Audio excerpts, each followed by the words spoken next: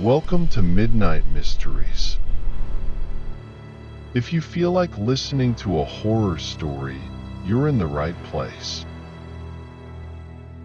Please press the subscribe button to be part of this community.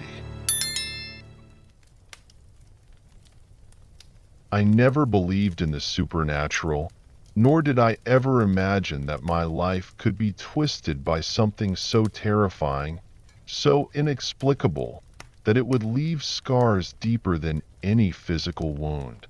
But the story I'm about to tell isn't just a ghost tale or a creepy anecdote. It's the account of how a malevolent presence in our basement nearly destroyed my family and how it changed me forever. It all began when we moved to the old farmstead in the autumn of 2002. My uncle had passed away suddenly, leaving my mother the dilapidated property in a will that felt more like a curse than a blessing. With little choice, we packed up our lives and moved across 2 provinces to a house that was nearly a century old. The farmhouse had seen better days, standing stubbornly on a plot of land surrounded by endless fields and dense woods. The air inside was thick with the weight of history, but it wasn't just the creaks of aging wood or the groans of old pipes that gave the place its unsettling character. From the moment we arrived, there was something wrong with the basement. It was more than just an eerie feeling. It was as if the very walls down there were saturated with a seething hatred, a venomous loathing that filled the space like a suffocating fog. I was only 11 years old then, too young to fully understand what was happening, but old enough to sense that something was terribly, horribly off. The basement stairs were the epicenter of it all. Each time I had to go down, whether to retrieve something for my mother or just out of childish curiosity, I felt it. The unrelenting, cold gaze of something unseen. Something that detested every fiber of my being. The game started almost by accident, a strange, morbid challenge I set for myself to see how many steps I could take before the fear became unbearable. I'd linger on each stair, trying to push myself to go just one step further than the last time. But the oppressive presence always won.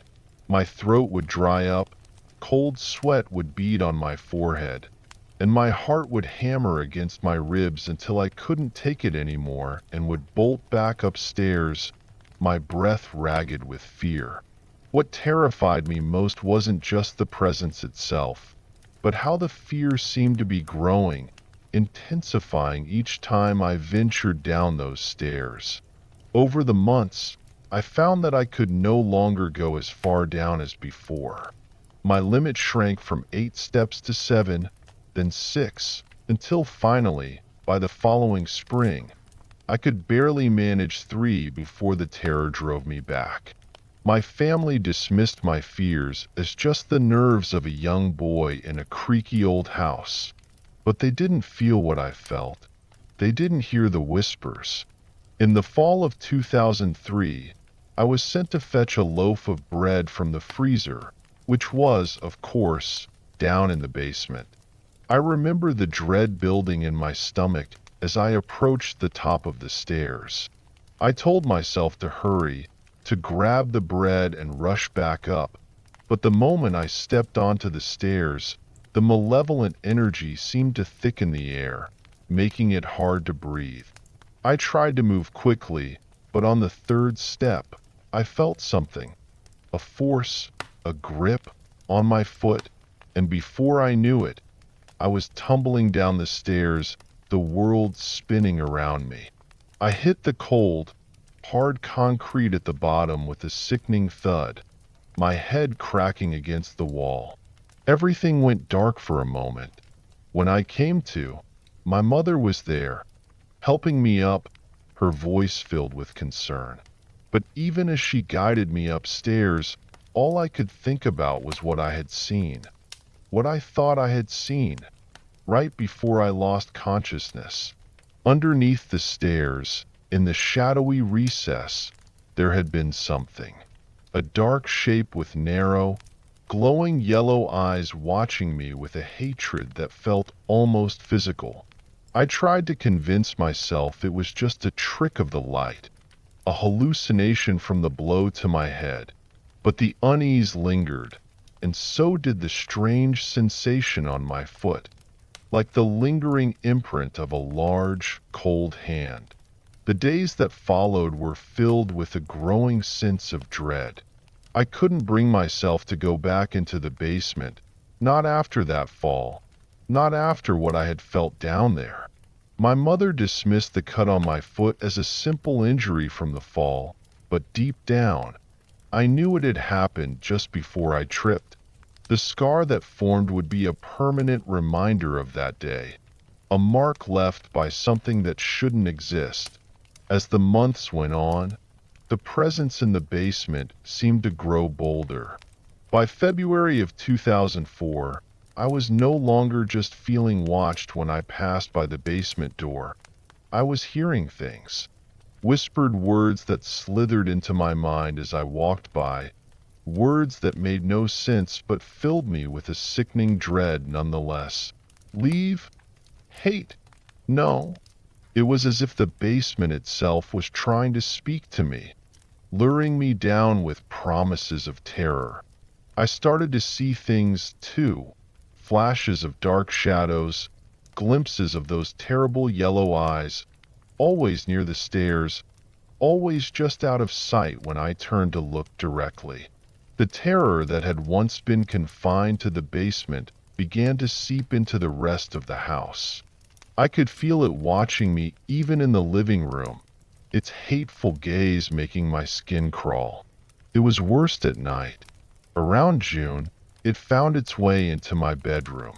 I woke up one night to the sensation of being watched, the air thick with malevolence.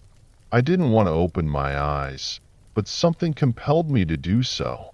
There, in the darkest corner of my room, I saw it, a figure, or perhaps just the suggestion of one, with eyes like burning embers. I was paralyzed, unable to scream, unable to move.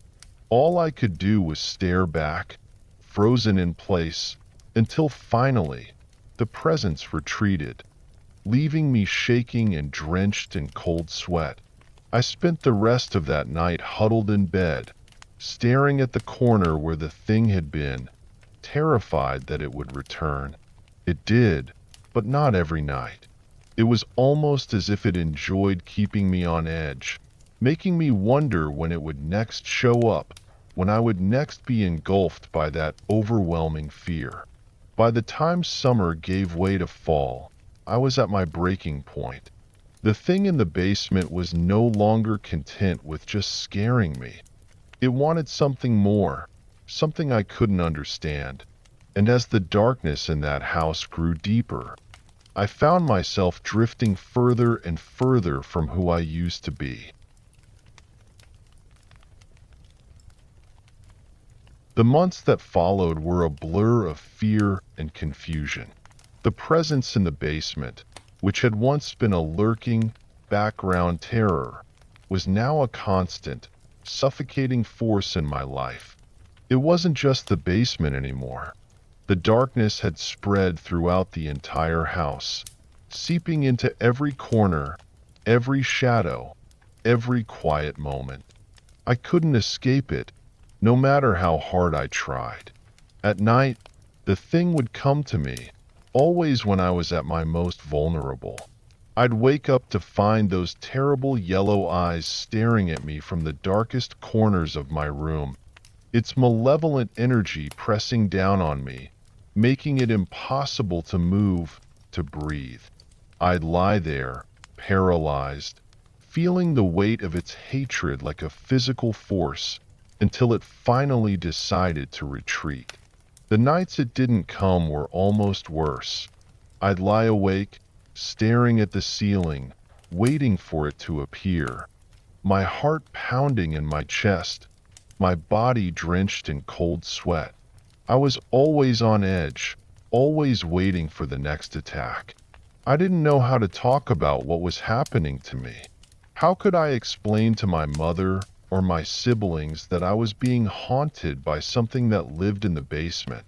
That I was being terrorized by a presence that seemed to hate me with a burning intensity? They wouldn't understand. They'd think I was crazy, that it was all in my head. So, I kept it to myself, trying to figure out how to deal with it on my own. But the thing in the basement wasn't content with just terrorizing me in my sleep. It started to invade my thoughts, my emotions, my very being. I could feel its influence growing stronger, creeping into my mind like a dark, oily sludge, corrupting everything it touched. I started to feel angry all the time, irrationally, uncontrollably angry. The smallest things would set me off, sending me into a rage that I couldn't control. I'd scream and shout, lashing out at my family, at anyone who crossed my path. I hated myself for it, but I couldn't stop. The darkness that had once only existed in the basement was now inside me, growing stronger with each passing day. I could feel it gnawing at my soul, eating away at who I used to be, turning me into something else, something darker, something more like the thing in the basement. I was losing myself, and I didn't know how to stop it. I stopped going to school regularly. My grades, which had never been stellar, plummeted into the low 60s, and I couldn't bring myself to care. It all felt so meaningless compared to the terror I was living through. Sleep became a distant memory, replaced by nights of fitful rest and waking nightmares. Even when the thing wasn't in my room, I could feel its presence, lurking just beyond the edge of my consciousness, waiting for the right moment to strike. One night, in the dead of winter, I awoke to the feeling of something pressing down on me, pinning me to the bed. I tried to move, to scream, but it was like my body was no longer under my control. My eyes snapped open against my will, and there it was, looming over me, its face inches from mine. The yellow eyes burned with a fury that I had never seen before, and its mouth was open, as if it was about to devour me whole. I tried to scream, but the sound was swallowed by the darkness, as if the thing was feeding on my fear, on my voice. Its face was twisted into a snarl, and for the first time, I saw its features clearly, sharp, angular, almost feline, but distorted, monstrous. It leaned closer, its breath hot and foul against my skin, and I thought I was going to die right there, in my bed, consumed by this thing that had haunted me for so long. But just as I was about to lose consciousness, the door to my room swung open, and my mother's voice cut through the darkness like a knife. The thing recoiled, hissing like a wild animal, before vanishing into the shadows. I was left gasping for breath, my body trembling uncontrollably, tears streaming down my face. My mother rushed to my side, her face pale with worry. She pressed her hand to my forehead, muttering something about a fever, but I knew it wasn't just a fever. The thing had done something to me, something that I couldn't quite understand. It had left a mark on me, a burning sensation on my arms where it had grabbed me, and a deep, seething anger that I couldn't shake. In the days that followed, I could feel myself slipping further and further away. The anger inside me was growing stronger, more consuming. I started to lash out at my family, at my friends, at anyone who got too close. My mother noticed the change in me, and she tried to help, but there was nothing she could do. The thing in the basement had planted its seeds of hate and malice deep inside me, and they were starting to take root. I began to spend more time in the basement, despite the fear that had once kept me away. It was as if I was being drawn down there, pulled by an invisible force that I couldn't resist. The basement no longer felt like a place of terror. It felt like home. I'd sit on the cold concrete floor, staring into the darkness, feeling the presence of the thing all around me. It whispered to me, filling my mind with dark thoughts, telling me to give in to the anger, to let it consume me completely.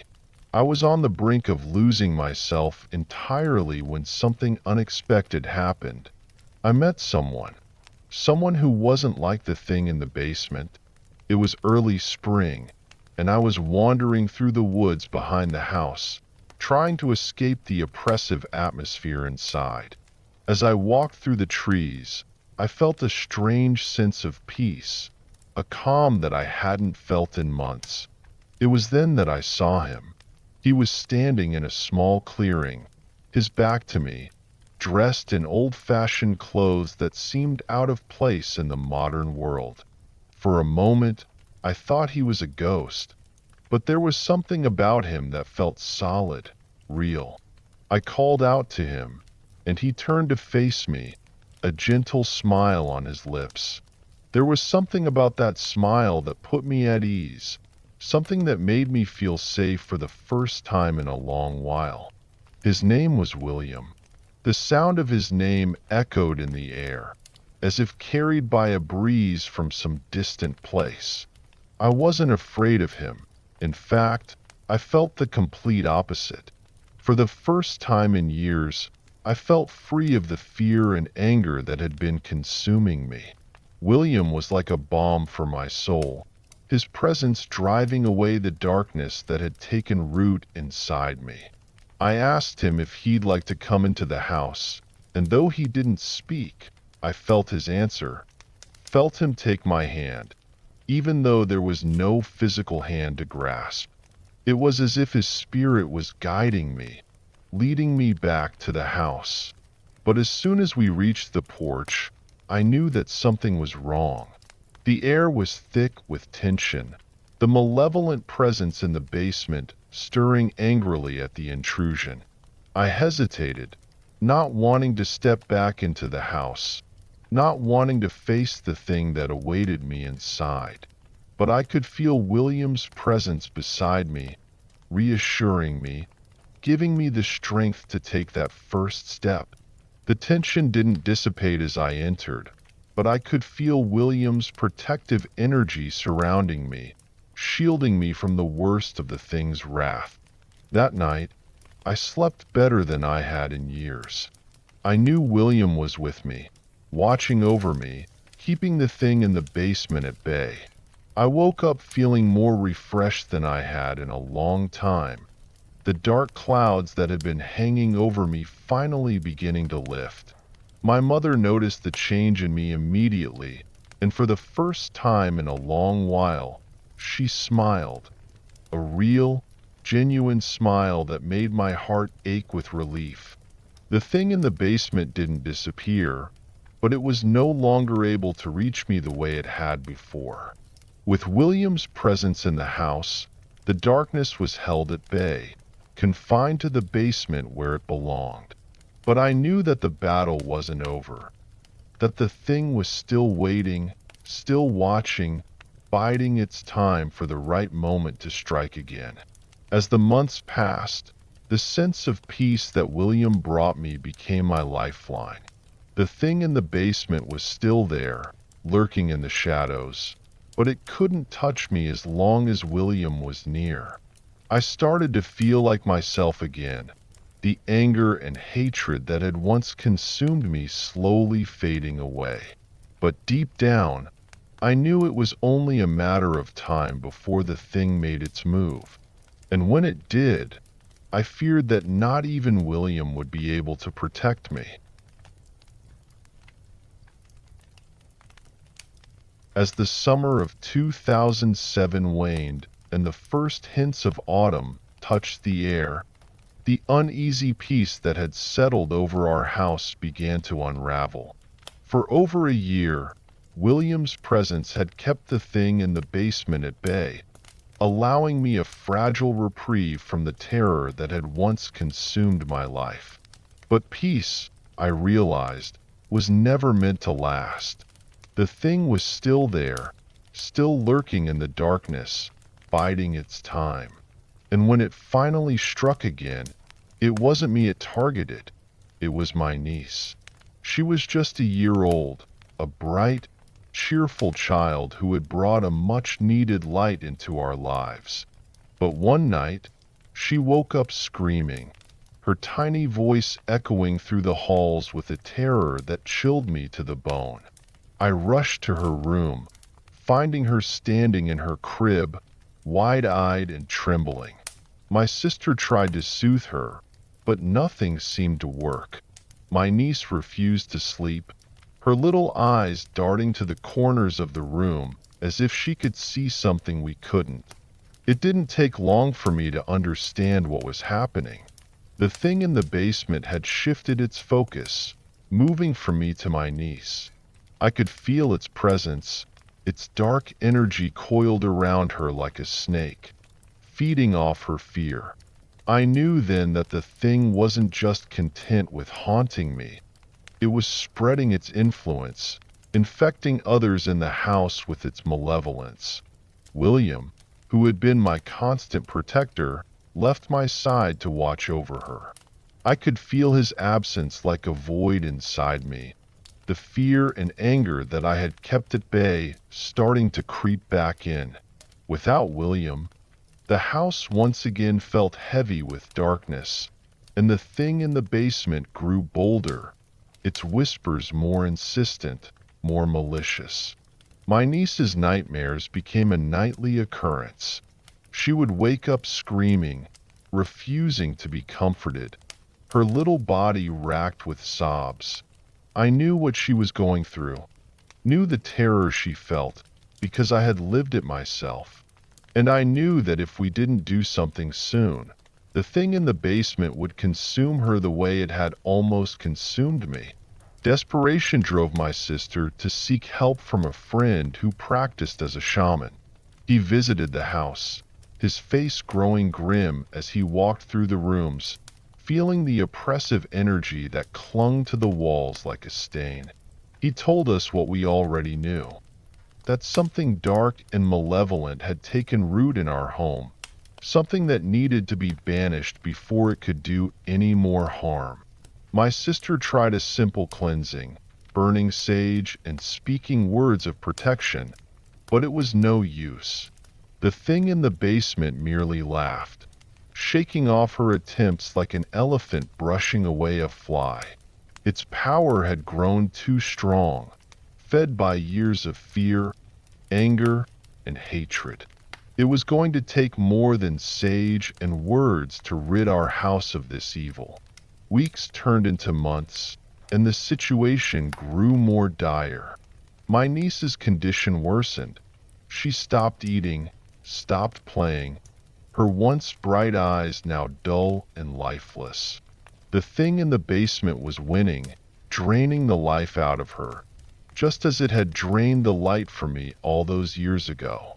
William, despite his best efforts, was being stretched too thin, caught between protecting my niece and shielding me from the darkness that threatened to overtake me once more.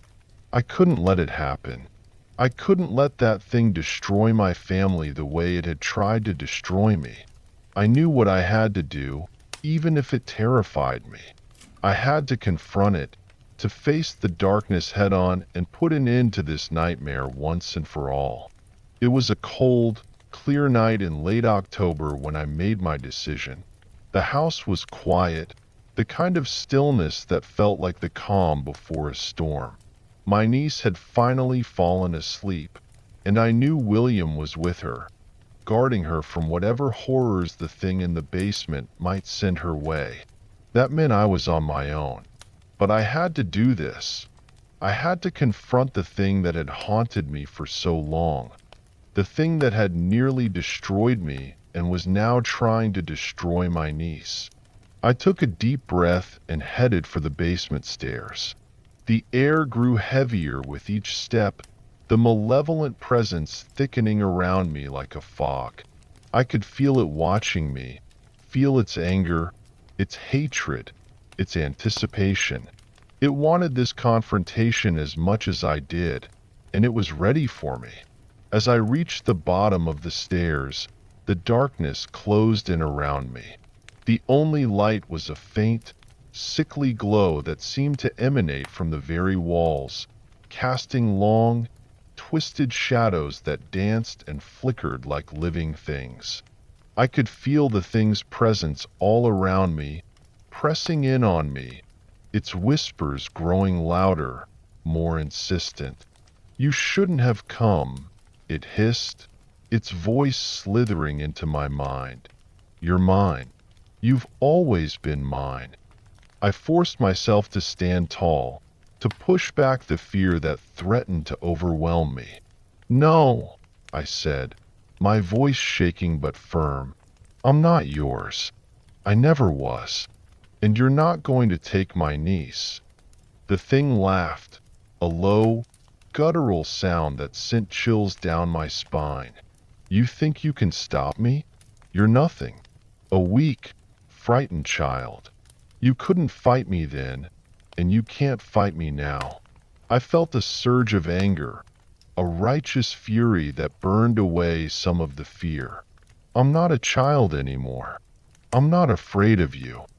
The thing's laughter died away, replaced by a low, dangerous growl. The darkness around me seemed to pulse, to throb with a life of its own, and I could feel the thing drawing closer, its presence like a cold wind against my skin. I could see it now, a vague, shadowy figure with those terrible yellow eyes burning like twin embers in the dark. "You will be," it whispered. "You will be."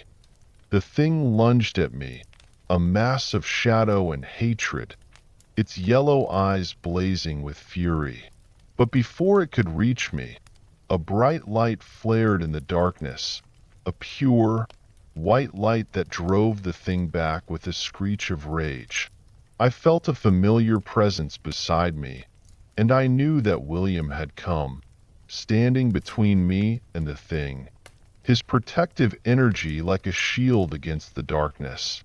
For a moment, the basement was filled with a tense silence, the thing in the basement recoiling, its yellow eyes narrowed in fury. William stood tall, his light pushing back the shadows, forcing the thing to retreat further into the darkness. But I knew this wasn't enough. We had to end this, here and now. Summoning every ounce of courage I had, I stepped forward, past William, into the heart of the darkness where the thing had retreated. I could feel it all around me, its hatred a palpable force, but I didn't back down. I couldn't. "You have no power here," I said, my voice steady. "You are not welcome in this house. Leave now and never come back." The thing hissed, its form flickering, wavering in the light of William's presence. "You can't banish me. I am eternal. I am darkness. I will never leave." But I didn't let it shake me. I could feel William's strength flowing into me, giving me the courage I needed to face this evil. "This is not your place," I said firmly. "You are not wanted here. Be gone." There was a moment of stillness, and then the thing screamed, a horrible, soul-wrenching sound that seemed to shake the very foundations of the house.